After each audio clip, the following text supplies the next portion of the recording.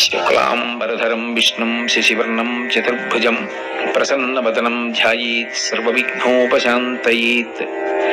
గురుర్బ్రహ్మా గురుర్విష్ణుః గురుర్దేవో మహేశ్వరః గురుః సాక్షాత్ పరబ్రహ్మ తస్మై శ్రీ గురవే నమః. వ్యాసాయ విష్ణురూపాయ వ్యాసరూపాయ విష్ణవే నమో వై బ్రహ్మనిధయే వాసిష్ఠాయ నమో నమః. కూజంతం రామ రామేతి మధురం మధురాక్షరం ఆరుహ్య కవితాశాఖాం వందే వాల్మీకికోకిలం. శ్రుతిస్మృతిపురాణానాం ఆలయం కరుణాలయం నమామి భగవత్పాదశంకరం లోకశంకరం. వాగర్ధావివ సంపృక్తౌ వాగర్ధ ప్రతిపత్తయే జగతః పితరౌ వందే పార్వతీ పరమేశ్వరౌ.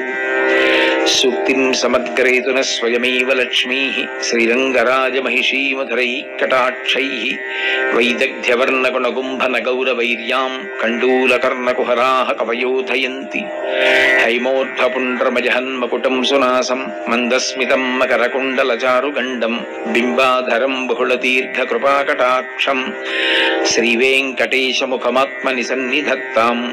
విమలపటి కమలకుటి పుస్తకరుద్రాక్షసహస్తపుటి కామాక్షి పక్ష్మలాక్షి కలిత విపంచి విభాసి వైరించి మనోజవం మరుతతుల్యవేగం జితేంద్రియం బుద్ధిమతాం వరిష్టం వాతాత్మజం వనరయూధముఖ్యం శ్రీరామదూతం శిరసా నమామి. ఆపదామపహర్తారం దాతారం సర్వసంపదాం లోకాభిరామం శ్రీరామం భూయో భూయో నమామ్యహం. హరి ఓం. పరమేశ్వర స్వరూపైన సభకి నమస్కారం. నమస్కారం. హరి ఓం. నేను ఈ మధురవాడ ప్రాంతానికి అష్టలక్ష్మీ దేవాలయానికి రావడం ఇది ప్రప్రథమం.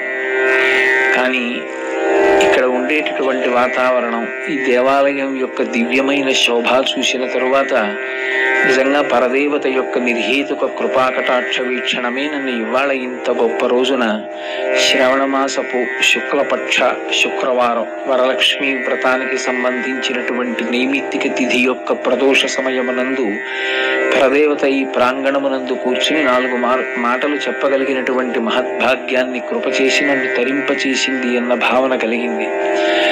మీ వంటి సౌజన్యమూర్తులు భక్తుల ఎదుట పరదేవతా స్వరూపమైనటువంటి లలితాపరా భట్టారిక వైభవం గురించి 4 మాటలు చెప్పడం చాలా అదృష్టం. అయితే ఇవాళ జరిగేటటువంటి నైమిత్తిక తిథిని దృష్టిలో పెట్టుకుని నేను ఒక ప్రత్యేక విషయాన్ని ప్రస్తావన చేస్తాను లలితా వైభవంగాని. మనం ఇవాళ వరలక్ష్మీ వ్రతం చేశాం. వరలక్ష్మీ వ్రతం యొక్క ప్రధాన ప్రయోజనమేమి అంటే సౌభాగ్యము నిలబెట్టుకొనుట, పుత్రపౌత్రాభివృద్ధిని పొందుట. సౌభాగ్యము అన్న అంతర్భాగమే పతిస్థానము దీర్ఘాయుష్మంతుడై నిలబడుట, ఇల్లు సకల సమృద్ధితో ఉండుట. సకల సమృద్ధి అన్న మాటకు అర్థం మీరు జాగ్రత్తగా అర్థం చేసుకోవలసి ఉంటుంది. రామాయణం బాలకాండలో నా కుండలి నామకుటి నాస్రగ్వి నాల్పభోగవాన్ అంటారు వాల్మీకి మహర్షి. నాల్పభోగవాన్ అంటే అల్పభోగము లేనివాడు లేడు, అంటే అల్పభోగమే అనుభవించేవాడు ఎవడు లేడు. అయోధ్య పట్టణం అల్పభోగం అంటే తక్కువ భోగం అంటే ఏమంటే అందరూ ఐశ్వర్యవంతులా కాదు. అల్పభోగము అన్న మాటకు అర్థం ఏంటంటే ఎవ్వరూ అసంతృప్తి ఉన్నవాళ్ళు లేరు. పరమేశ్వరుడు ఏది ఇచ్చాడో దానితో తృప్తిగా జీవించగలిగిన వారే తప్ప నాకింకా ఈశ్వరుడు ఏదో ఇవ్వలేదని ఏడిచేవాళ్ళు ఉన్న భూమి కాదు. అది అయోధ్య పట్టణం యొక్క విశేషం. సౌభాగ్యము అన్న మాటకి యథార్థమైన అర్థమేది అంటే తృప్తిని పొందుట. ఆ తృప్తి పొందనప్పుడు ఇన్నిస్తే తృప్తి. వైదికంగా అడగవలసినవి కొన్ని ఉంటాయి. సంతానం ఆరోగ్యంగా చక్కగా ఉండాలి, భర్త దీర్ఘాయుష్మంతుడై ఆరోగ్యంగా తన 5వ తనం నిలబడాలి. ఇవి కోరుకోవడం దోషం కాదు. ఐశ్వర్యంలో ఎంత ఉంటే తృప్తి అంటే దానికి ఏమీ హద్దేమీ లేదు. కాబట్టి పరదేవత యొక్క స్వరూపమైనటువంటి వరలక్ష్మీదేవి ఇవాల్టి రోజున చేసేటటువంటి వరలక్ష్మీ వ్రతం చేత ప్రీతురాలై ఆ తల్లి సౌభాగ్యాన్ని సంతానాన్ని చక్కగా కాపాడేటటువంటి లక్షణము కలిగినటువంటి విశేష తిథి. ఆ వరలక్ష్మీ వ్రతానికి సంబంధించినటువంటి పవిత్రమైన రోజు కనుక తత్సంబంధం ఉండేటటువంటి విషయాన్ని నేను లలితాపరా భట్టారికా స్వరూపం గురించి మనవి చేస్తాను. సువాసిని స్వరూపమునకుండేటటువంటి ప్రధానమైన లక్షణమేమి అని ఒక ప్రశ్న.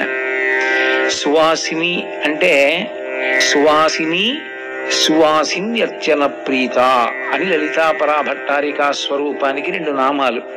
సువాసిని ఆమె సువాసినిగా ఈ లోకమునందున్నటువంటి స్త్రీలు, సువాసిన్యర్చన ప్రీత అటువంటి సువాసినుల చేత అర్చింపబడుట యందు ప్రీతి పొంది ఉండేటటువంటి తల్లి. సువాసిని అన్న మాటకు అర్థం కేవలముగా వివాహమైనటువంటి స్త్రీ అన్నది మాత్రమే అర్థం చెప్తే, నిర్వచనం చెప్తే అది సంకుచితమవుతుంది, దాని పరిధి తగ్గించినట్లు అవుతుంది. సువాసిని అన్న మాటకి యథార్థమైనటువంటి అర్థం కేవలం పెళ్ళైపోయిన ఆడది అని కాదు. ఇప్పుడు శారదా నవరాత్రులు వస్తున్నాయి, ఇంకా ఆశ్వీజ మాసం కొద్ది రోజుల్లో. అప్పుడు సువాసిని పూజ అని చేస్తారు ప్రత్యేకంగా. ప్రతిరోజు సువాసిని పూజ, బాల పూజ ఉంటాయి, కుమారి పూజ. అందులో సువాసిని పూజ చేసేటప్పుడు చాలా చోట్ల లక్ష్మీదేవి యొక్క నామములతో కానీ లలితా స్తోత్రం కానీ చేస్తూ ఉంటారు. కానీ అది కాదు, కల్పం అలా లేదు. సువాసిని పూజ చేసేటప్పుడు సువాసిని పూజకి సంబంధించిన నామములనే చదవాలి. సువాసిని పూజలో ఈ లోకమునందు వివాహమైనటువంటి ఒక గృహిణి ఎందుచేత పూజ పొందడానికి అర్హురాలైందో తద్విశేషములను సమన్వయం చేస్తూ నామములు చెప్తారు. ఆ నామముల చేత ఆమె పూజార్హత పొందినది అన్న విషయం మీకు అర్థం అవుతుంది. పరదేవత సువాసిని, పరదేవతా లక్షణము ప్రకాశించినటువంటి గృహిణి సువాసిని.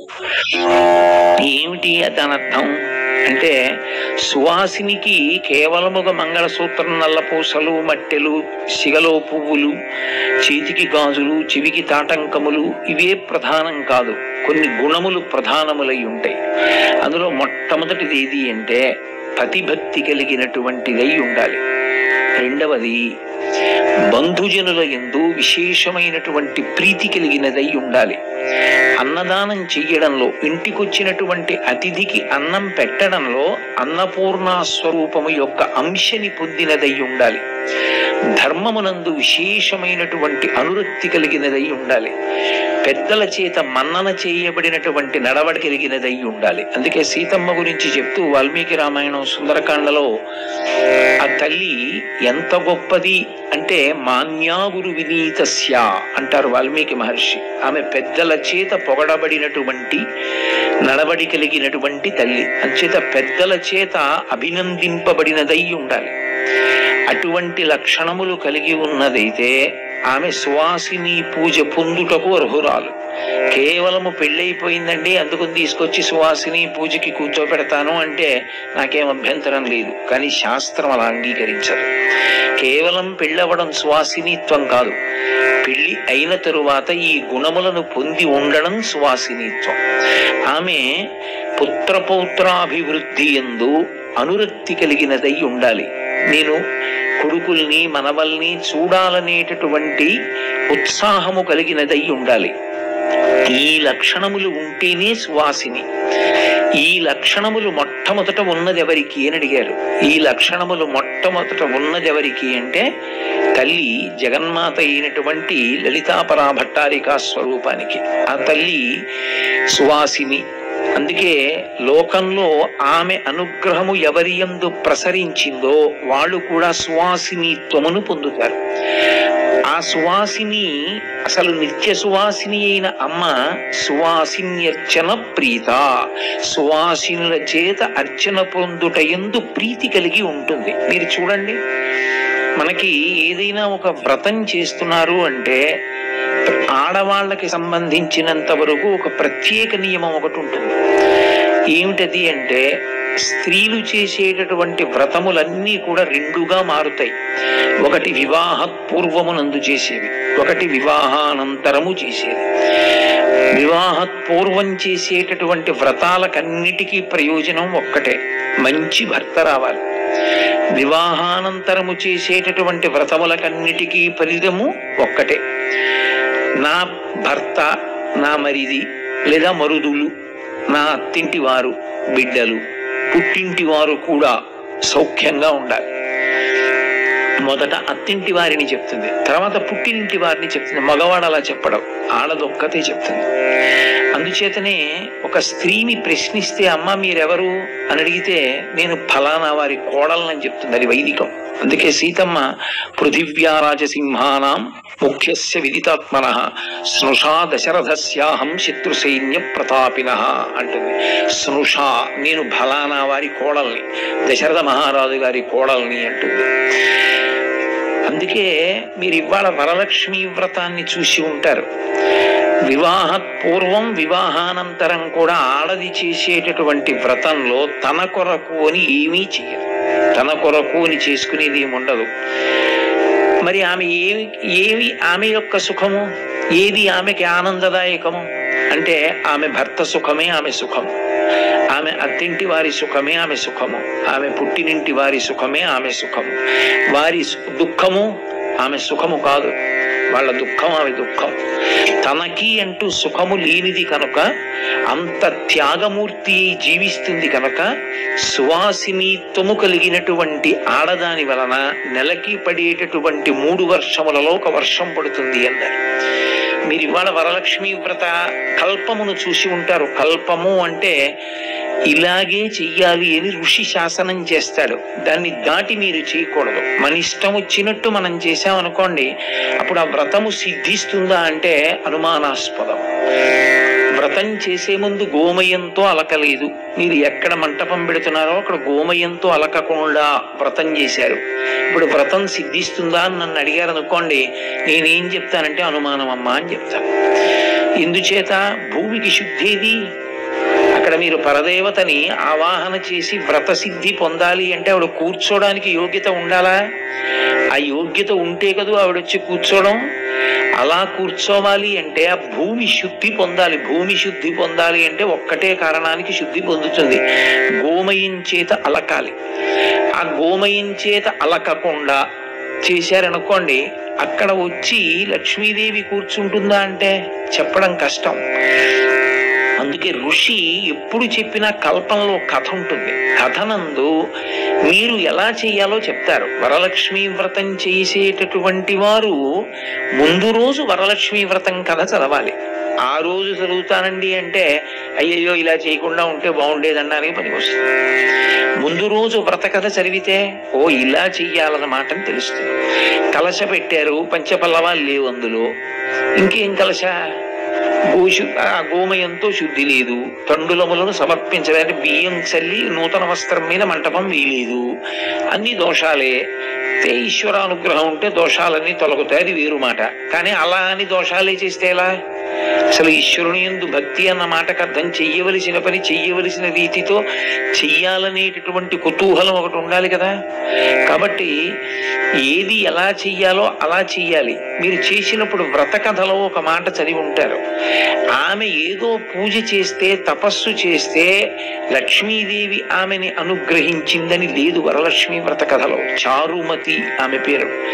చారుమతికి లక్ష్మీదేవి ఎందుకు స్వప్న సాక్షాత్కారం ఇచ్చింది, ఎందుకు కనపడింది అంటే భవిష్యోత్తర పురాణంలో దానికి కొన్ని కారణాలు చెప్పారు.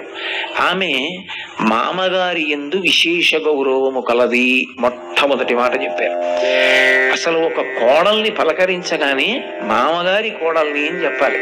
మామగారిని పలకరిస్తే నా కోడలు అని ఆయనకి మురిప ఉండాలి, అంత ప్రేమ ఉండాలి కోడల మీద.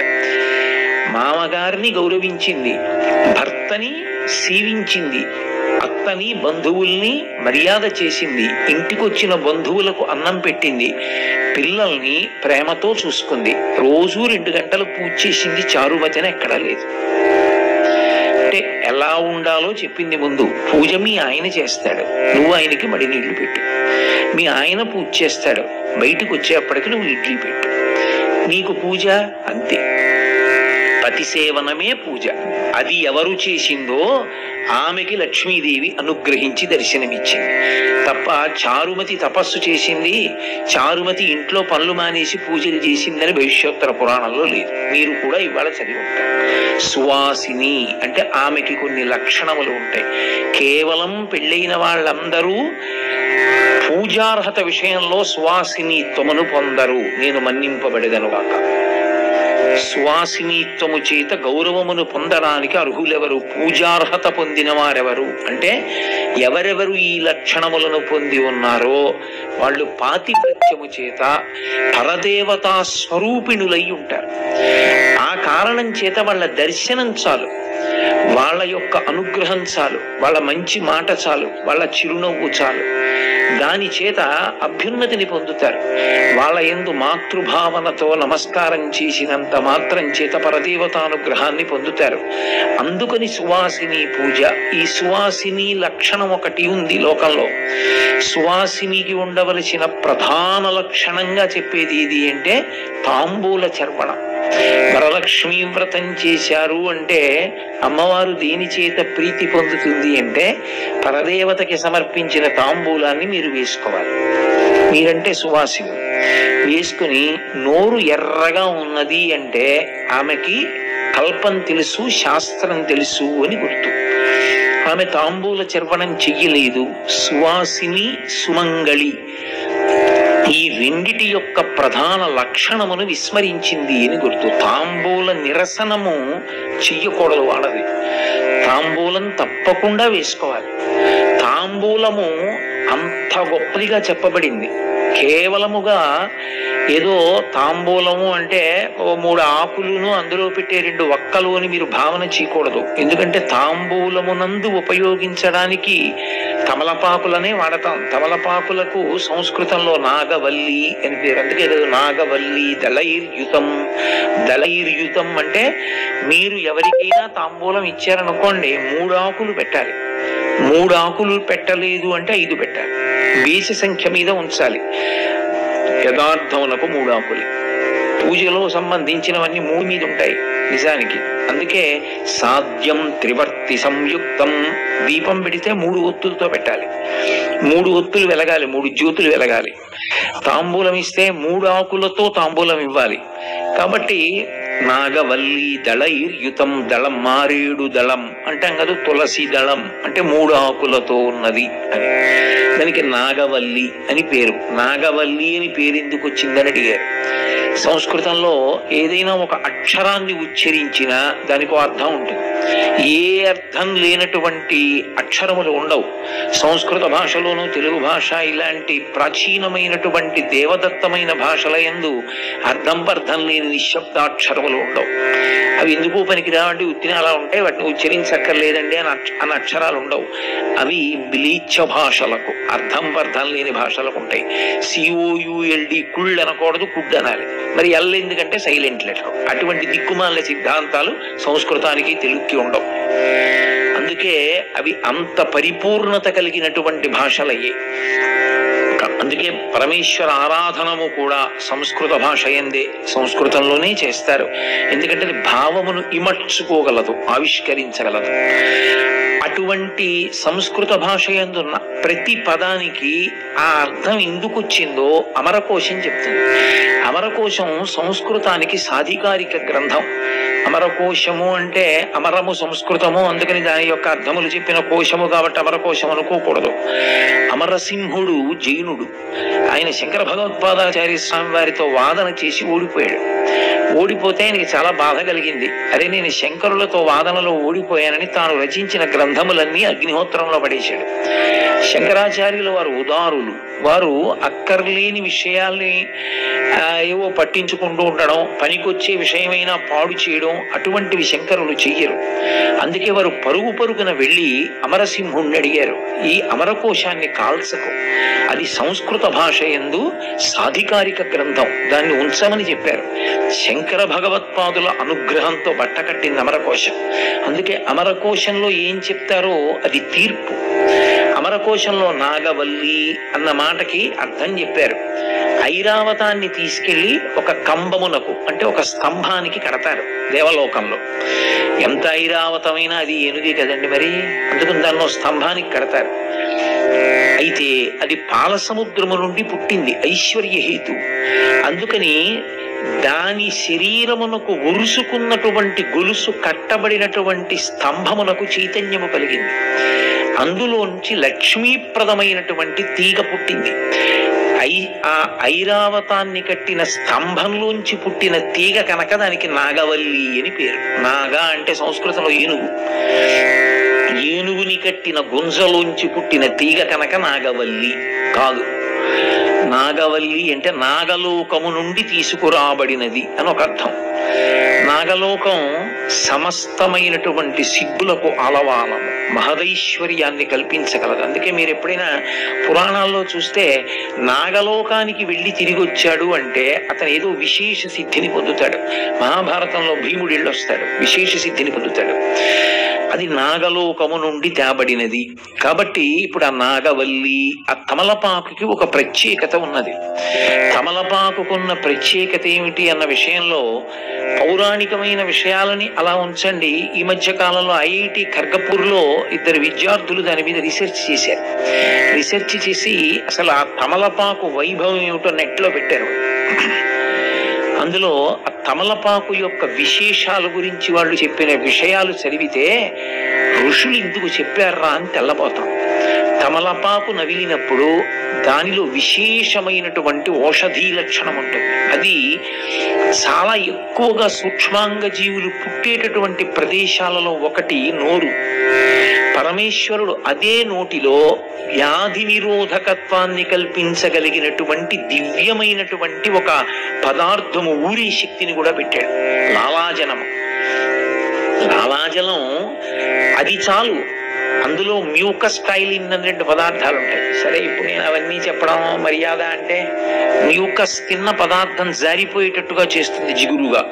టైలిన్ అని ఒక పదార్థం, అది సూక్ష్మాంగ జీవుల్ని చంపుతుంది. అసలు నిజానికి చప్పరించండి అని ఎందుకంటారంటే ఎక్కువ లాలాజలం ఊరడానికి. ఎంత లాలాజలం ఊరితే అంతగా సూక్ష్మాంగ జీవులు మరణిస్తాయి. ఇందులో మీరు ఏదైనా నోట్లో పదార్థాన్ని వేసుకున్నప్పుడు దవడలలోంచే నిత్తుట్లోకి వెళ్ళేవి కొన్ని, మీరు మింగిన తరువాత జీర్ణాశయం గుండా రక్తంలోకి వెళ్ళేవి కొన్నిగా విభాగం పొంది.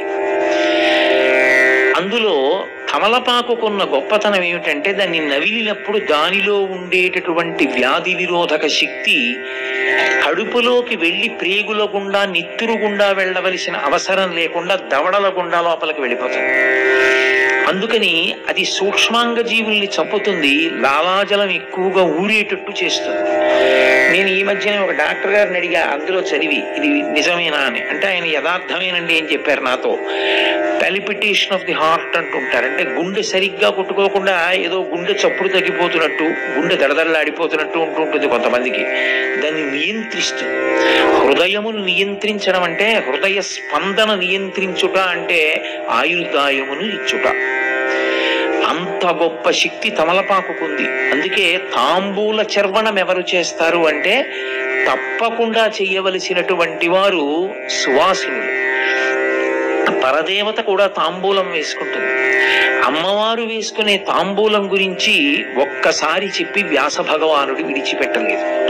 మిగిలినవి ఏవైనా ఒక్కసారి చెప్పి విడిచిపెట్టాడు. అన్నిటికన్నా అసలు లలితా సహస్రనామ స్తోత్రంలో ఉన్న చాలా గొప్ప విషయం ఏమిటంటే, ఏది అత్యంత గొప్పదని మీకు అనిపిస్తుందో అది అసలు మీకు కనపడదు నామాల్లో. ఒక్కొక్క చోట కనపడకపోతే మీరు భూతద్దం పెట్టి వెతకాలి, అది నామం లేదని.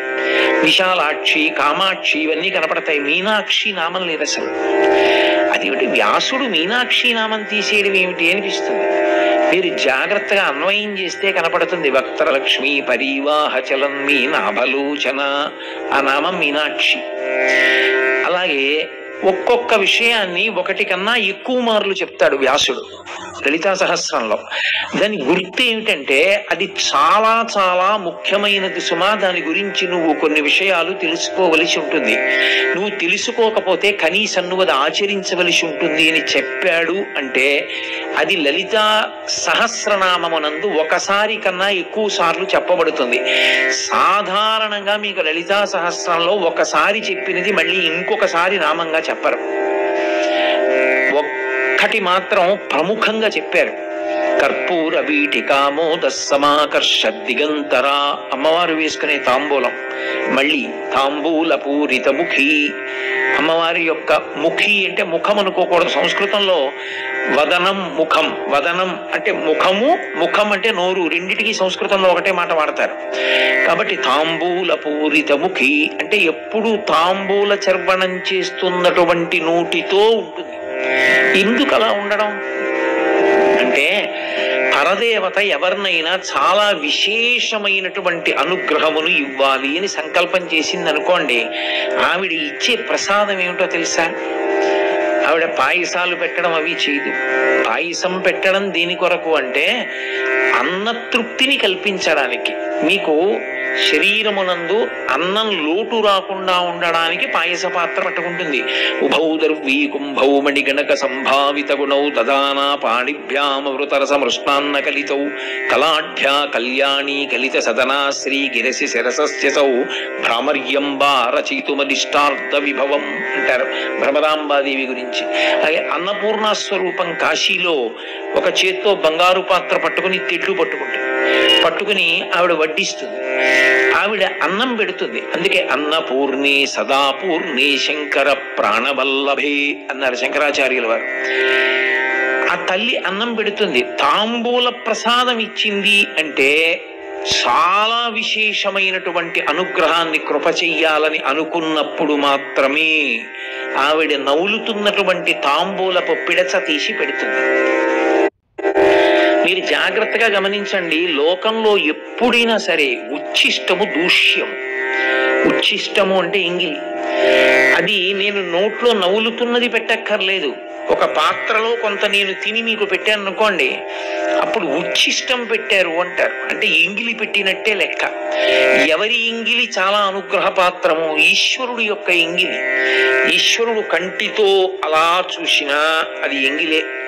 అసలు మనం రోజు చేసేటటువంటి నివేదన ఈశ్వరుడు స్వీకరించడు. ఆయన తింటాడని మీరు భావన చేయకూడదు. భావన చేయకూడదు అంటే భావనామాత్ర సంతుష్టాయి నమః తింటోందనుకునే పెట్టాలి.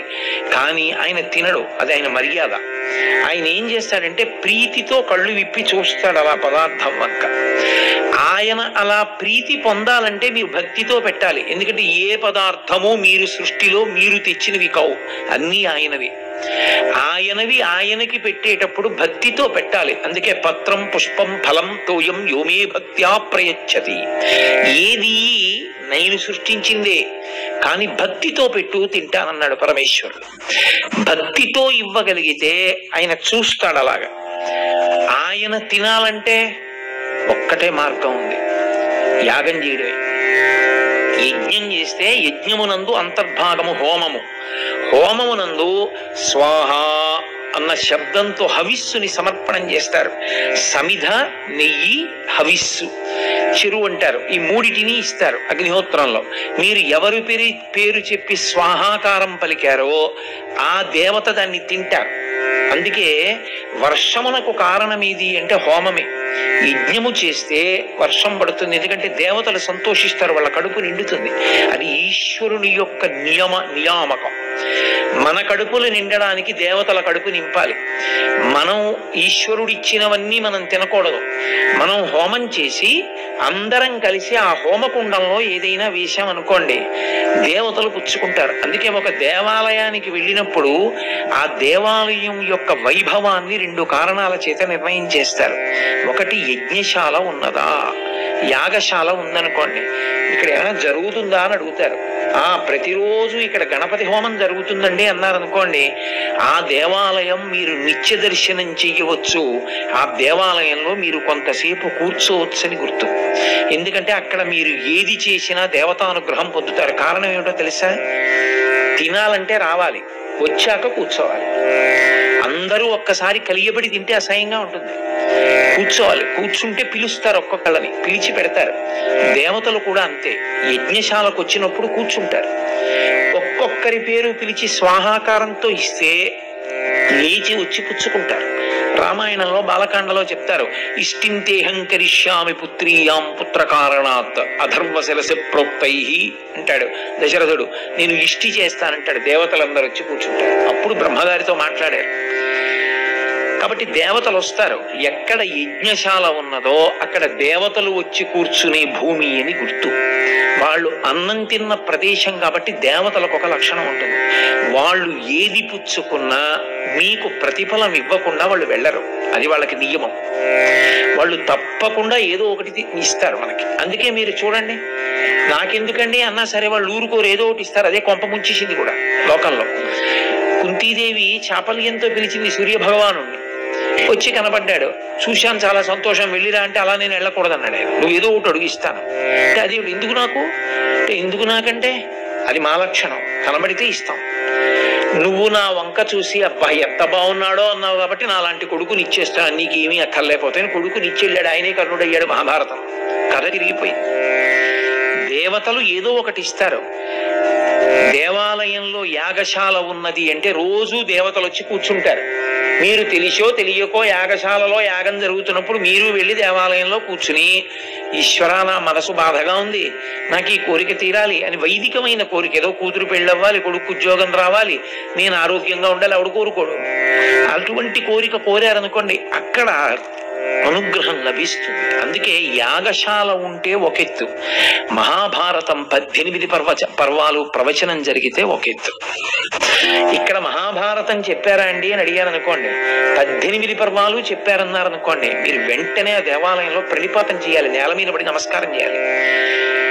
చెప్పక్కర్లేదు, చదివితే చాలు. అందుకే దేవాలయం కట్టినప్పుడు ఏం చేస్తారంటే మహాభారతం చదవడానికి నియామకం చేస్తారు. వాళ్ళు ఏం చేస్తారంటే ఓ సంవత్సరంలోనో ఎప్పటిలోపలో నియమంగా మహాభారతాన్ని చదవడం పూర్తి చేస్తారు. చెప్పక్కర్లేదు, చదివితే చాలు. మహాభారతం పంచమ వేదం, అంత గొప్పది. కాబట్టి దేవతలకు ఒక లక్షణం ఉంటుంది, వాళ్ళు పుచ్చుకుని మనకి ఇస్తారు. కాబట్టి మనకి వాళ్ళు వర్షం కురిపిస్తే అన్నం వచ్చింది కాబట్టి కొంత హవిస్సుగా ఇస్తే వాళ్ళు తృప్తి చెంది మళ్ళీ వర్షాలు కురిపిస్తారు. వాళ్ళు కురిపించిన అన్నం అంతా మనమే దాచుకుని ఆ ఒక్క హోమం చేయడం మానేసామనుకోండి, వాళ్ళు కురిపించరు. ఎప్పుడు కురవకూడదో అప్పుడు కురిపిస్తారు. అప్పుడు నోటికి వచ్చేదిగా ఉపద్రవాలు వస్తాయి. కాబట్టి ఇది పరమేశ్వరుని చేత నియమింపబడినటువంటి ధర్మచక్రం, అది తిరుగుతూ ఉంటుంది. ఎప్పుడు మనం దేవతలకు పెట్టాలి, దేవతలు మనకి పెడుతూ ఉంటారు. కాబట్టి పరదేవతా స్వరూపం కూడా తాంబూల చర్వణ ప్రసాదాన్ని పెడుతుంది. అది పెట్టింది అమ్మవారు అంటే ఆయన చరిత్రలో శాశ్వత స్థానం పొందేశాడని గుర్తు. అమ్మవారి తాంబూలపు పిడచ తిన్నవాడి ఏమి పొందుతాడు అని నన్ను అడిగారు అనుకోండి, నేను కాదు, శంకర భగవత్పాదులంతటి మహాపురుషులు చేతులు ఎత్తేశారు. నేను చెప్పడం కుదరదు అన్నారు. ఎందుకని అంటే దాని యొక్క ఫలితము ఇంత అని చెప్పడం ఎవ్వరికీ సాధ్యం కాదు. అంతటి విశేషానుగ్రహాన్ని ఇవ్వాలనుకుంటే ఆవిడ తాంబూల ప్రసాదం ఇస్తుంది. అందుకే శారదా నవరాత్రులు చేసే చోట ఒక నియమం చెప్తారు. మేము కాకినాడలో శారదా నవరాత్రులు చేస్తాం. చేసినప్పుడు ఒకరోజు సువాసిని కుంకుమార్చనలు చేసుకున్నటువంటి సువాసినులందరికీ తాంబూల బహుకరణ చేస్తాం. చేసి అలాగే పూజ చేసేసి కూర్చుని తాంబూలం నవిలేసేయమని చెప్తాం. నవిలేసి ఆ ఎర్రటి నోటితో అమ్మవారి దర్శనం చేసుకుని వెళ్ళండి అని చెప్తాం. ఎందుకనంటే అది సువాసిని లక్షణం. అమ్మవారు పరమ ప్రీతి చెందుతుంది ఆడది మధ్యాహ్న కాలంలో తాంబూలం నవిలితే. ఎప్పుడు భర్త భోజనం అయ్యాక ఆయనకి పెట్టకుండా తాను తినేయకూడదు. అలా తాంబూలం తినేసింది అంటే భోజనం అయిపోయిందని గుర్తు. ఇంకేం సువాసినిత్వం, కేవలం పెళ్ళవడం కాదని నేను మీతో మనవి చేశాను కదా. అందుకే ఎవరైనా పెట్టారనుకోండి, ఇంగిలి పెట్టారంటారు. పరదేవత తాను నవ్వులుతున్న తాంబూలకు పిడస పెట్టిందనుకోండి, మీకు సాధారణంగా కనపడే ఫలితం ఒక్కటే కనపడుతుంది. లౌకికంగా మహాజ్ఞానం అంకురిస్తుంది. కాళిదాస మహాకవి తిన్నాడు, మూకశంకరులు తిన్నారు. అలాగే మనకి జంబుకేశ్వరం అని చెప్పి అప్పుక్షేత్రం, జలక్షేత్రం, జలలింగం ఉంటుంది. అక్కడ అఖిలాండేశ్వరి తల్లి ఒక వంటవాడి నోట్లో పెట్టింది. ఆయన కాలమేఘన్ అని బిరుదు పొందాడు. నల్లటి మేఘం ఎలా వర్షిస్తుందో ఆయన నోటి వెంట కవితా ధారలు అలా వచ్చాయి. ఆమె ఎప్పుడెప్పుడు అనుగ్రహించిందో అప్పుడప్పుడు మహాజ్ఞానం అంకురిస్తుంది. అజ్ఞానమే మోక్షమునకు కారణమవుతుంది. కాబట్టి ఆమెకి కామకోటి అని పేరు. కామకోటి పీఠం కంచి కామకోటి అంటుంటారు. కామకోటి అన్న మాటకు అర్థం ఏమిటో తెలుసా? కోటి అంటే హద్దు, కామ అంటే కోరిక. ఏ కోరికకైనా ఆమె హద్దు. నా కూతురికి మంచి కొడుకు పుట్టాలని నేను కోరుకుంటే ఆవిడ పాదాలే పట్టుకోవాలి. నా కొడుక్కి మంచి ఉద్యోగం రావాలంటే ఆవిడ పాదాలే పట్టుకోవాలి. నాకు మంచి కోడలు రావాలంటే ఆవిడ పాదాలే పట్టుకోవాలి. నాకు మనవడి పుట్టి నా వంశం నిలబడాలంటే ఆవిడ పాదాలే పట్టుకోవాలి. నేను ఆరోగ్యంగా ఉండాలంటే ఆవిడ పాదాలే పట్టుకోవాలి. నాకు మోక్షం రావాలంటే ఆవిడ పాదాలే పట్టుకోవాలి. కామ, నువ్వు ఏ కోరిక చెప్పు, కోటి, ఆవిడే హద్దు. ఆవిడను దాటి ఇచ్చేవాళ్ళు ఎవరైనా ఉన్నారా? లేరిక లోకంలో. ఆమెయే సర్వం సహాధికారి, ఆవిడే ఇవ్వగలదు. కాబట్టే ఆమెకి కామకోటి అని పేరు. కాంచీ క్షేత్రమునందు కామాక్షి పరదేవత యొక్క వేరు పేరు కామకోటి. కామకోటి అన్న మాట ఎందుకు వచ్చింది అంటే ఏదైనా ఇవ్వగలిగినటువంటి తల్లి. ఆ తల్లి తాంబూల చర్వణం చేస్తుంది. కామకోటి యందు ఆమె కామాక్షి దేవాలయమునందు మూకశంకరులను అనుగ్రహించింది. అక్కడే మూకశంకరులు ఆయన పుట్టుకతో మూగివాడు. అసలు అమ్మవారి గురించి ఉపాసన చేస్తున్నటువంటి వేరొక ఉపాసకుడు కామాక్షిదేవి యొక్క మంటపంలో కూర్చునున్నాడు. మూకశంకరులు అక్కడ కూర్చున్నారు. ఇద్దరు ఉపాసన చేస్తున్నారు, ధ్యానం చేస్తున్నారు అమ్మవారిని. తల్లి అనుగ్రహించాలనుకుంది. కాలి మంజీరములు సవ్వడి చేస్తూ ఆ తల్లి నడిచొచ్చి అనుగ్రహించాలని అనుకున్న వ్యక్తిని తట్టింది భుజం మీద. ఆయన కళ్ళు తెరిచి చూశాడు. ఎవరు నువ్వు అన్నాడు. నేను కామాక్షిని, నోరు తెరు అని ఇలా నోట్లోంచి తాంబూలపు పిడచ తీసింది. ఛీ ఆడదాంగిలి అన్నాడు. ఆయన ఈ మాట అంటున్నప్పుడు పక్కన ఉన్నటువంటి మూగివారు నోరు తెరిచారు. అమ్మా అని ఆయన నోటితో అనలేరు, నోరు తెరిచారు. తల్లి ఆయన భక్తి చూసి ఆ మూగివాడి నోట్లో ఆ తాంబూలపు పిడచ పెట్టింది. అంతే.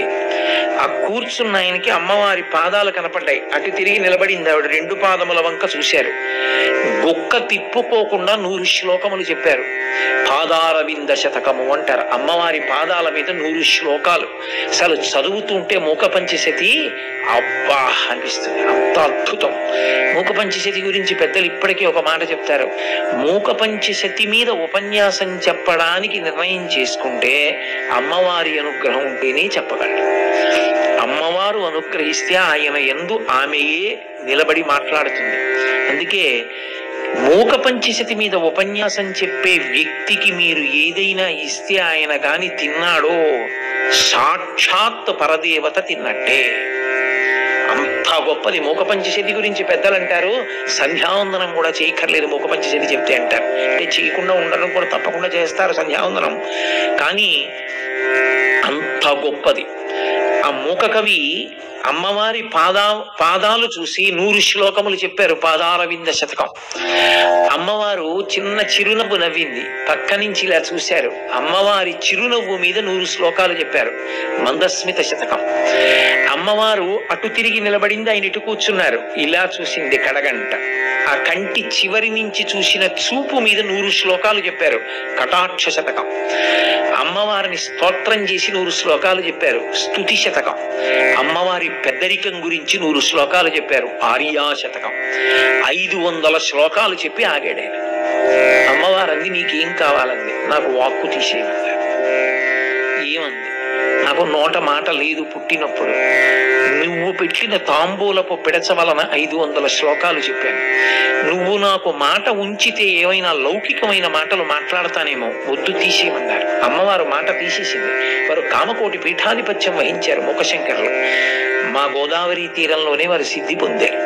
కాబట్టి అమ్మవారి తాంబూలపు పిడచ అంటే అంత గొప్పది. మూక పంచశతి ఇప్పటికీ మూక పంచశతి పుస్తకం మీతో ఉండి మీరు రోజు ఒక పువ్వు పెడితే మీరు పరదేవత పాదముల మీద పెట్టినట్టే. నన్ను నమ్మండి, అంత గొప్పది మూక పంచశతి.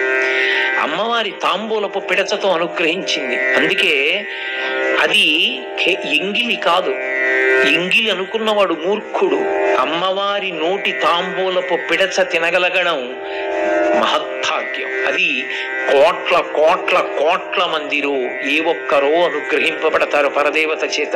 అందుకే ఆ లలితాపరా భట్టారిక కామాక్షి స్వరూపం చేసేటటువంటి తాంబూల చర్వణం గురించి మహానుభావులు శంకర భగవత్పాదుల సౌందర్య లహరిలో ఒక అద్భుతమైనటువంటి శ్లోకం ఇచ్చారు.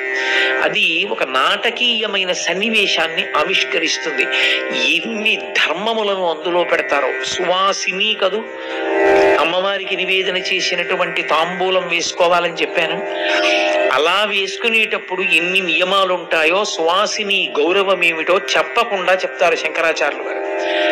అందులో ఆయన అంటారు, రణీజిత్వా దైత్యానపహృత శిరస్త్రైః కవచిభిః నివృత్యై చండాంశస్త్రిపురహర నిర్మాల్య విముఖైః విశాఖేంద్రోపేంద్రైః శశి విశద కర్పూర శకలాః విలీయంతే మాతస్తవ వదన తాంబూల కపళాః అంటారు.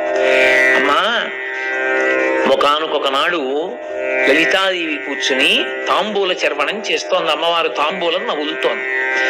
శంకర భగవత్పాదులు అన్ని విషయాల్ని ఒకలా ఇవ్వరు, కొన్ని మన మనసుకి హత్తుకుపోయేటట్టుగా ఇస్తారు. ఎందుకని అంటే అలా వారు ఏదైనా ఇచ్చారు అంటే ఒకటే గుర్తు. అందుకే శంకర భగవత్పాదుల యొక్క వాంగ్మయంలో ఏ ఒక్క శ్లోకం పక్క శ్లోకంలా ఉండదు. మీరు సాధారణంగా ఎక్కడైనా శతక రచన అని ఉంటుంది, చదివితే అదే పనిగా 100 శ్లోకాల్లోనూ స్తోత్రం చేస్తారు, లేకపోతే పద్యాల్లో ఏదో పరమేశ్వరుడు గురించి స్తోత్రం చేస్తారు. శంకరుల రచన అలా ఉండదు. అందుకే అది సౌందర్య లహరి, అమ్మ యొక్క లహరి అది. ఆ సౌందర్య లహరిలో ఆయన మన మనసుని బాగా హత్తుకునేది చెప్తున్నాను అనుకున్నారనుకోండి, దానికి ఒక నాటకీయత కల్పిస్తారు. అంటే మీ కళ్ళ ముందు ఒక చిన్న నాటకం ఒకటి నడుస్తుంది. ఆ శ్లోకం చదువుతున్నప్పుడు అది మీ మనసు మీద చెరగని ముద్ర వేస్తుంది. ఆ ముద్ర వేసినప్పుడు ఉండేటటువంటి లక్షణం ఏంటంటే మీరు కూడా దానిలో అన్వయమైపోతారు, దాని యందు తాదాత్మ్యత చెందుతారు. అదే లలిత కళా ప్రయోజనము. సంస్కృతి అని ఒక మాట. సంస్కృతి అన్న మాటకు అర్థం ఏంటో తెలుసా? కళా సంస్కృతి, ఇవి రెండు పక్క పక్కనే ఉంటాయి. ఇప్పుడు కళ అన్న మాటకు అర్థం ఏంటంటే పెరుగునది అని అర్థం. ఒక మనిషిని పెంచడానికి పనికి రాలేదనుకోండి ఆ కళ, అది కళ కాదు. కళ అన్న ముసుగు వేసుకున్నటువంటి దరిద్రం. కళ అంటే అవతల వారి యందు సంస్కృతిని పెంచాలి. సంస్కృతి అంటే ఉత్తమ భావజాలము, మంచి భావాలు మనసులోంచి ప్రకాశిస్తూ ఉండాలి. మనసులో ఏం పుడితే ఏముందండి, ఏది చేశామో అది కదా అని మీరు అనొచ్చు. కానీ మనసులో పుట్టిన భావము విత్తనమైతే మీరు చేసిన కర్మ చెట్టు. విత్తనం కనబడదు. మనసులో ఏ భావం లోపల గూడు కట్టుకుంటోందో అదే ఒకనాడు చెట్టు అవుతుంది. అదే చేస్తాడు ఏదో ఒక రోజున. ఉత్తమ భావనలు లోపల ఉన్నాయనుకోండి, ఉత్తమమైన కర్మలే చేస్తాడు. అందుకే ఉత్తమమైన భావములను అందించగలిగినది సంస్కృతి. ఆ సంస్కృతి దేని వలన వస్తుంది అంటే కళ వలన. అందుకే సంగీతం, మంచి పాటలు. సంగీతం అంటే వాగ్గేయకారులు ఇచ్చింది సంగీతం. వీణ, వేణువు, లేకపోతే ఒక మంచి నృత్యం, ఇవి మిమ్మల్ని భగవంతుడి దగ్గరికి తీసుకెడతాయి. అందుకే రాజోపచారములు అని చేస్తారు పూజ చివర. పూజలో మీరు మనసు అలా పెట్టి ఉంచాలి, కష్టం. మీ మనసుకి కూడా కాస్త విరామం ఇవ్వడానికి, అదే సమయంలో భగవంతుని యందు ఉంచుకోవడానికి రాజోపచారం చేస్తారు. అందులో గీతం శ్రావయామి నృత్యం దర్శయామి అంటారు. గీతం శ్రావయామి అన్నప్పుడు పాట పాడతారు. అది ఏ భాషలోనైనా పాడచ్చు. అప్పుడు ఆ పాట కానీ నృత్యం కానీ ఎందుకు చేస్తారో తెలుసా? మీ ప్రయత్నం లేకుండా మళ్ళీ మనసు భగవంతుడి దగ్గరికి వెళుతుంది, అందుకు తీసుకొస్తారు. నేను మీకు ఒక ఉదాహరణ చెప్పాలంటే, కృష్ణ కర్ణామృతంలో కృష్ణ భగవానుడి యొక్క రూపాన్ని వర్ణించాడు లీలాశుకుడు. అందులో కస్తూరి తిలకం లలాట పలకే వక్షస్థలే కౌస్తుభం నాసాగ్రే నవమౌక్తికం కరతలే వేణుం కరే కంకణం సర్వాంగే హరిచందనం చ కలయం కంఠే చ ముక్తావళీం గోపస్త్రీ పరివేష్టితో విజయతే గోపాల చూడామణి అన్నాడు. ఇప్పుడు ఒక నర్తకి వేదిక మీదకి వచ్చి కస్తూరి తిలకం అని ఇలా చూపించి, లలాట ఫలకే వక్షస్థలే కౌస్తుభం నాసాగ్రే నవమౌక్తికం అని నర్తించి చూపిస్తోంది అనుకోండి, మీకు ఆమె కనపడుతుందా? ఆ పాట వింటూ ఆమె నర్తిస్తున్నప్పుడు కృష్ణుడు కనపడతాడా ఆమెలో? నర్తిస్తున్నది స్త్రీ, కానీ ఆ పాట వింటూ ఆమె ముక్కు చివర ముత్యాన్ని, ఆ కస్తూరి తిలకాన్ని చూపిస్తున్నప్పుడు మీకు కృష్ణుడు దర్శనమవుతాడు. అంటే మీ ప్రమేయం లేకుండా మీ మనస్సు భగవంతుడి వైపుకు ప్రయాణిస్తున్నది. కళ సంస్కృతిని ఉద్దీపింపచేయుట అంటారు. అందుకు పూజలో కూడా వస్తాయి రాజోపచారాలు. అలా శంకర భగవత్పాదాచార్య స్వామి వారి యొక్క సౌందర్య లహరి ప్రత్యేకంగా మీకు నాటకీయ సన్నివేశం చూపించారు అంటే అది మీ మనసు మీద ముద్రపడవలసిన విషయం అని గుర్తు. ఆ శ్లోకాన్ని మీరు జాగ్రత్తగా చదివితే మీ ప్రయత్నం లేకుండానే మీ మనస్సు అక్కడికి వెళ్ళిపోతుంది. అలా వెళ్ళిపోయినప్పుడు ఒకటి గుర్తు పెట్టుకోండి, మీరు ఏదో చూడవలసిన చాలా ముఖ్యమైన విషయాన్ని చూపించడానికి శంకరాచార్యుల వారు అలా చేస్తారు. అంటే మీరు ఆ శ్లోకం చదవడమే ధ్యానం, ఆ శ్లోకం వినడమే ధ్యానం. ఆ శ్లోకం చదివినా విన్నా తద్ధ్యానము చేత మీకు ఏది దర్శనం అవ్వాలో అది చదవడం చేత వినడం చేత దర్శనం అవుతుంది. అయినందువల్ల దాని ఫలితం అది మీకు ఇచ్చేస్తుంది. అందుకే ఈ శ్లోకాన్ని అలా ఇచ్చారు శంకరాచార్యుల వారు. రణీజిత్వా దైత్యానపహృత శిరస్త్రైః కవచిభిః మొదటి పాదంలో వర్ణిస్తున్నారు. పరుగు పరుగున వచ్చారు. రణీజిత్వా దైత్యా, దైత్యులంటే రాక్షసులు. రాక్షసుల్ని యుద్ధమునందు జయించి పరుగు పరుగున వచ్చిన వారు ఎవరు వాళ్ళు? మూడో పాదంలో చెప్తారు. విశాఖేంద్రోపేంద్రో, ముగ్గురి పేర్లు చెప్పారు. విశాఖుడు, ఇంద్రుడు, ఉపేంద్రుడు అని ముగ్గురి పేర్లు చెప్పారు. విశాఖుడు అంటే సుబ్రహ్మణ్యేశ్వర స్వామి. మహాభారతంలో విశాఖుడు, నైగమేషుడు అని రెండు పేర్లు. వాల్మీకి మహర్షి కూడా వాడతారు దాన్ని. పరమేశ్వరుడి వెనక విశ్వామిత్రుడి వెనక రామలక్ష్మణులు వెళ్ళిపోతుంటే బాలకాండలో పరమశివుని వెనక వెడుతున్న విశాఖుడు, నైగమేషుడు అని వర్ణించారు. అసలు ఈ పట్టణానికి ఈ పేరు రావడానికి కారణం సుబ్రహ్మణ్య సంబంధం. ఇది సుబ్రహ్మణ్య క్షేత్రం ఈ ఊరు. కాబట్టి విశాఖేంద్రోపేంద్రో ఆయన ముగ్గురిని చెప్పారు. యుద్ధంలో రాక్షసుల్ని గెలిచి వచ్చిన వారు ముగ్గురు. ఎవరు వాళ్ళు? విశాఖ అంటే విశాఖుడు సుబ్రహ్మణ్యుడు, ఇంద్రుడు, ఉపేంద్రో ఇంద్రుడి తమ్ముడు శ్రీ మహావిష్ణు. వెంటనే మనం అంటాం, అదేమిటండి త్రిమూర్తుల యందు విష్ణు ఉన్నారు కదా, విష్ణు అనుగ్రహంతో కదా ఇంద్రుడు నిలబడతాడు. పైగా లౌకిక మర్యాదలో బంధుత్వాన్ని చూసినప్పుడు శ్రీ మహావిష్ణువుకి మేనల్లుడు కదా సుబ్రహ్మణ్యుడు. నారాయణ నారాయణి, నారాయణ పుంశబ్దం పురుషుడు, నారాయణి ఆడది, హంస హంసిని భార్యాభర్తలు, భైరవ భైరవి భార్యాభర్తలు, రుద్ర రుద్రాణి భార్యాభర్తలు, శంభు శాంభవి భార్యాభర్తలు, శివ శివాని భార్యాభర్తలు, నారాయణ నారాయణి అన్నా చెల్లెళ్ళు. వాళ్ళు భార్యాభర్తలు కారు. నారాయణ అంటే శ్రీ మహావిష్ణువు, నారాయణి అమ్మవారు పార్వతీదేవి. అందుకే ఇద్దరు నల్లగా ఉంటారు. నారాయణ నలుపు, నారాయణి నలుపు. వాళ్ళిద్దరు అన్నా చెల్లెళ్ళు. వాళ్ళిద్దరు అన్నా చెల్లెళ్ళు కనుక పార్వతీదేవి యొక్క కుమారుడైన సుబ్రహ్మణ్యేశ్వరుడు శ్రీ మహావిష్ణువుకి మేనల్లుడు. అందుకే ఇక్కడ మనకి లేదు కానీ ఆ సంప్రదాయం ద్రవిడ దేశంలో సుబ్రహ్మణ్యారాధన చాలా ఎక్కువ. ద్రవిడ దేశంలో ఇప్పటికీ ఓ మాట అంటారు, మురుగన్ మరుమగన్ అంటుంటారు వాళ్ళు. మురుగన్ అంటే సుబ్రహ్మణ్యుడు, మరుమగన్ అంటే మేనల్లుడు. అందమైన మేనల్లుడు నా అల్లుడు అంటే అట్ట విష్ణువు. మేనల్లుడినే కదా మరి చేసుకున్నాడు. వల్లి ఆయన కుమార్తెగానే చెప్తారు ఆ పురాణంలో. కాబట్టి మేనల్లుడు కనుక విష్ణువుకి మేనల్లుడు కనుక విష్ణువు మేనమామ.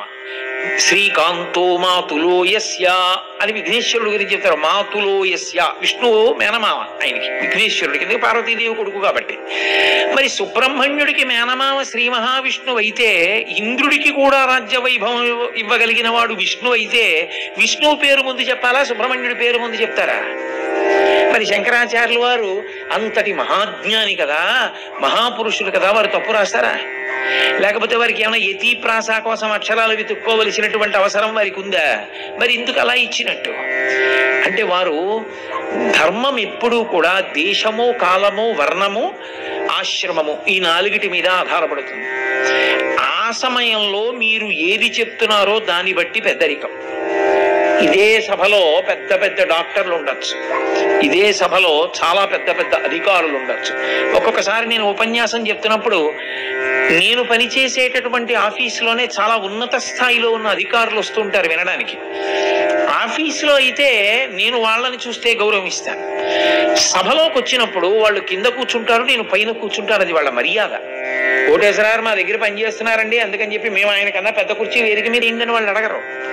వాళ్ళు కింద కూర్చుంటారు, నేను పైన కూర్చుంటాను. సభయందు నాది పెద్దరికం, కార్యాలయమునందు వారిది పెద్దరికం. మారిందా లేదా ధర్మం? అలాగే సందర్భాన్ని బట్టి ధర్మం ఉంటుంది. ఉన్నప్పుడు ఇక్కడ సందర్భం ఏమిటి? రణీజిత్యా దైత్యా. అందుకని శంకరాచార్యుల వారి శ్లోక ప్రారంభం అలా ఉంటుంది. వాళ్ళు యుద్ధం గెలిచి వచ్చారు. యుద్ధానికి వెళ్ళినప్పుడు యుద్ధానికంతటికీ కూడా గొప్పవాడెవరు? సైన్యాధిపతి, commander in chief of the armed forces.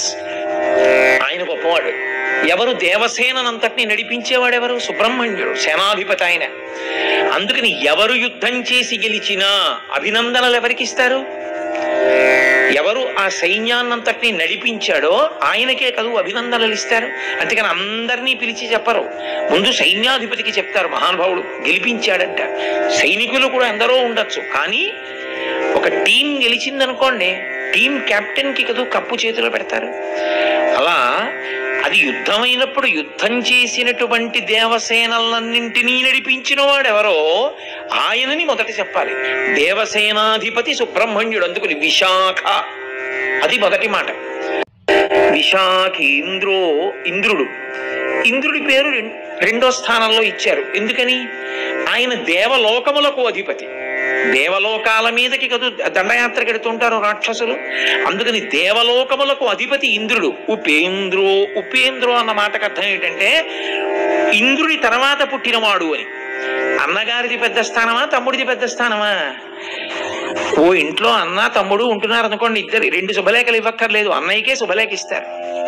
అన్నయ్యకి శుభలేఖ ఇస్తే చాలు, ఇంట్లో అందరికి ఇచ్చేసినట్టే. ఇంద్రుడు అన్న, విష్ణువు ఇంద్రుడికి తమ్ముడు. అందుకని ఇంద్రుడి తర్వాతి స్థానం ఎప్పుడు ఒక్క అవతారంలోనే, అన్ని వేళలా అని మీరు అనుకోకూడదు. ఉపేంద్రో వామనమూర్తిగా. కాబట్టి వామనమూర్తిగా వచ్చినప్పుడు ఇంద్రుడికి తమ్ముడిగా వచ్చాడు. అదితి కడుపున కోరి కోరి కోరి కోరి తానే అడిగాడు నేను పుడతానని. ఎప్పుడు? మొన్ననే పుట్టాడు ఆయన. శ్రవణ ద్వాదశి నాడే పుట్టాడు. నీ కోడండ్రును నీ కుమారవరులు నీనాథుడు నీవును సంశ్లోకింపన్ సతులుం పతుల్ సమ్మోదింప రాత్రించరులు చోకింపన్ భవదీయ గర్భమున తేజోమూర్తి జన్మించదన్ నాకున్ వెడుక పుట్టు నీ సుతుడనై నర్తించి వర్తింపగా. అమ్మా అదితి, నీ కడుపున పుడతానమ్మా అని అడిగాడు. అంతకన్నా అదృష్టమా పుట్టవయా అంది విష్ణువుని. అంటే ఆయన రవి మధ్యాహ్నమునంచరింప గ్రహ తారాచంద్ర భద్రస్థితిన్ శ్రావణ ద్వాదశి నాడు శ్రవణనభిజిత్ సంజ్ఞాత లగ్నంబునన్ భువనాధీశుడు పుట్టే వామనగతిన్ పుణ్యవ్రతోపేతకున్ దివిజాధీశ్వరు మాతకున్ పరమ పాతివ్రత్య విఖ్యాతకున్ అన్నారు పోతన గారు. ఆయన దివిజాధీశ్వరుడు, సమస్త బ్రహ్మాండములకు అధిపతి అయిన ఇంద్రుడికి తమ్ముడిగా ఉపేంద్రుడిగా వామనమూర్తిగా పుట్టాడు. పుట్టి రాజ్యాన్ని పుచ్చుకుని ఇంద్రుడికి ఇచ్చాడు. అందుకని ఉపేంద్రో, ఇంద్రుడికి రాజ్యం పోయినప్పుడు వామనమూర్తిగా వచ్చి రాజ్యం ఇచ్చాడు. కాబట్టి ఆ ప్రేమ చూపించడానికి, ఆయన ఉపకార బుద్ధిని చూపించడానికి ఉపేంద్రో శబ్దం వేశారు. వేసినప్పుడు ఇంద్రుడి తరువాతి స్థానం ఉపేంద్రుడిది కనుక 3వ స్థానంలో విష్ణువుని పెట్టారు వామనమూర్తిగా. అందుకని ఇప్పుడు వీళ్ళు ముగ్గురు ఏం చేశారు? వీళ్ళు ముగ్గురు బాగా గుర్తుపెట్టుకోవాలి. విశాఖేంద్రోపేంద్రో, సుబ్రహ్మణ్యుడు, ఇంద్రుడు, శ్రీ మహావిష్ణువు, ఈ ముగ్గురు కలిసి యుద్ధాన్ని గెలిచారు. అంటే దేవసేనలను నడిపించారు వీళ్ళు ముగ్గురు. వీళ్ళు ముగ్గురు దేవసేనల్ని నడిపిస్తే వాళ్ళు ముగ్గురు కదా గెలిచింది. ఇప్పుడు ఆ ముగ్గురు గెలిస్తే వాళ్ళకి పథకాలు ఇవ్వడమో, వాళ్ళు గౌరవం ఇవ్వడమో చేసేవాడు ఎవరో ఉండాలి. లేదా వాళ్ళు కృతజ్ఞత చెప్పడానికి వస్తే మరి ఇంటి యజమాని పరమశివుడు కదా, పరమశివుడి దగ్గరికి కదా వెళ్ళాలి. వెళ్ళి శివ మీ అనుగ్రహం గెలిచాం అనాలి కదా. మరి శివుడి దగ్గరికి వెళ్ళలేదు, వాళ్ళు అమ్మవారి దగ్గరికి వెళ్తున్నారు పరిగెత్తుకుంటూ. రణీ జిత్వా దైత్యా, వాళ్ళు యుద్ధంలో గెలిచి అమ్మవారి దగ్గరికి ఎందుకు పరిగెడుతున్నారు అని మనకు అనుమానం ఉంటుందేమో. అది శంకర భగవత్పాదుల యొక్క రచన వైశిష్ట్యం అంటే అలా ఉంటుంది. ఇప్పుడు ఎవడు ఏ పని చేశాడో ఆ పని దేని వలన చేశాడో గుర్తుపెట్టుకుని సంతోషిస్తాడు కదూ. నాకు ఉద్యోగంలో ప్రమోషన్ వచ్చింది అనుకోండి, నాకు ఉద్యోగం ఇచ్చిన ఆయన గుర్తొస్తాడు నాకు. అరే మహానుభావుడు ఒకప్పుడు నాకు ఉద్యోగం ఇచ్చాడు ఆయన, ఇవాళ ప్రమోషన్ వచ్చి స్థాయి పొందాను అని ఓ నమస్కారం పెట్టుకుంటాను ఆయన కదూ. ఎప్పటి ధర్మం అప్పుడు, ఎప్పటి స్ఫురణ అప్పుడు, దేనికి సంబంధించిన ఆలోచన దానికి ఉంటుంది. మరి వాళ్ళు ముగ్గురు పరదేవత దగ్గరికి ఎందుకు పరిగెత్తుకొచ్చారు అంటే, సుబ్రహ్మణ్యుడు దేవతా సైన్యాల్ని గెలవడానికి కారణం ఆయన చేతిలో ఉన్న శూలం. ఆయన చేతిలో ఉన్న శూలం ఏదో కాదు, అమ్మవారే. అందుకే వేల్పిళ్ళాయి అంటుంటారు ద్రవిడ దేశంలో. వేళ్ళని ప్రత్యేకంగా శూలాన్ని పెట్టి పూజ చేస్తారు, ఆయుధాన్ని. ఆ శూలం పరదేవతయే, అమ్మవారే శూలంగా మారి సుబ్రహ్మణ్యుడి చేతిలోకి వెళ్ళింది. ఈ శూలం మా అమ్మ శక్తి స్వరూపిణి నా చేతిలో ఉన్న కారణం చేత రాక్షస సైన్యాన్ని చంపా, ఈ శక్తి అంతా మా అమ్మది, అందుకని మా అమ్మకి చెప్పాలి కృతజ్ఞత. అందుకు పరిగెడుతున్నాడు అమ్మ దగ్గరికి, అందుకు వెళ్ళలేదు నాన్నగారి దగ్గరికి. నాన్నగారు ఇలా కూర్చుని రమిస్తుంటాడు జ్ఞానమూర్తి ఆయన. అందుకే జ్ఞానదాత మహేశ్వర. అదే అద్వైత సిద్ధి కలిగిందనుకోండి, పరమశివుడికి నమస్కారం చేయాలి. ఇప్పుడు యుద్ధంలో గెలిచారు, శక్తికి నమస్కారం చేయాలి. అతి శంకరుల యొక్క ప్రౌఢిమ అంటే అలా ఉంటుంది కవి.